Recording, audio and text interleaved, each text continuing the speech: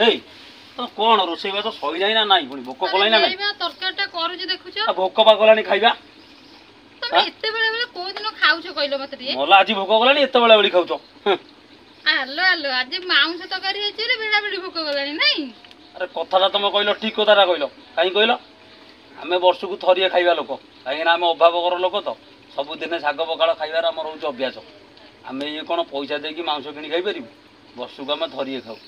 ସେଇଥିପାଇଁ ଆଜି ଭୋକ ଜୋରସୋର କଲାଣି ତମେ ବେଳାବେଳି ରୋଷେଇ କର ହେଲା ହଁ ମୁଁ କରୁଛି ତମକୁ ଆଗରୁ କୋଉଦିନ ଖାଇନ ନା କ'ଣ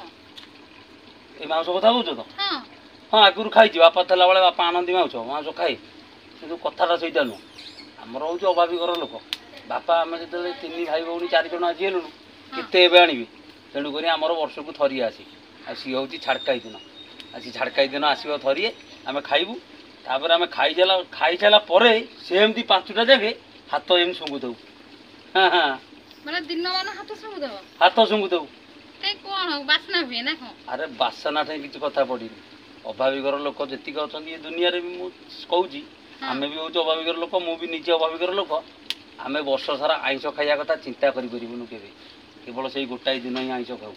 ଆଉ ଆମେ ତ ଜାଣିଛୁ ଯଦି ଆଜି ଗୋଟାଏ ଦିନ ଆମେ ମାଂସ ଖାଇଦେଲୁ କାଲିଠୁ ଆମେ ଆଉ ମାଂସ ଖାଇପାରିବୁନି ତେଣୁକରି ଆମେ ସବୁବେଳେ ସେଇ ହାତଟାକୁ ସେମିତି 5ଟା ଯାକେ ଶୁଙ୍ଘିଥାଉ ଯେ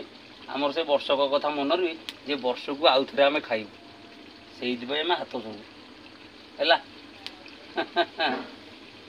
ତମ ରୋଷେଇ ସାଇଲଣି ହଁ ହଁ ସରିଲାଣି ଆଉ ଅଳ୍ପ ଅଛି ବା ଦେଲ ଚାଲ ଟିକେ ଖାଇବାକୁ ଦବ ଦେଲ ଟିକେ ନହେଲେ ଖାଇବା ହେଲାଣି ଆଉ ଅଳ୍ପ ଆଉ କଷା ହଉଛି ବା ତମ କାମ ନୁହଁ ଛାଡ଼ ତମେ କର ଯେତେବେଳେ କରୁଛ ହଁ ସରିଲାଣି ମଣିଷ ଆଶା କରି ଯାଇଥିଲା ଟିକେ ବୁଲି ଆସ ହେଇଯିବ ଆଉ